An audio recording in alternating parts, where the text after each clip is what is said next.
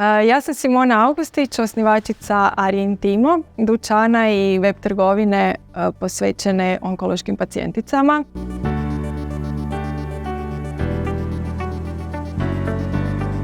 Trgovinu i web trgovinu sam otvorila nakon vlastite dijagnoze karcinoma dojke, kada mi tržište nije nudilo neke opcije koje sam ja htjela i koje bi mi pomogle da se osjećam ženstveno i vratile mi samopouzdanje kako bi se osjećala kao i prije dijagnoze.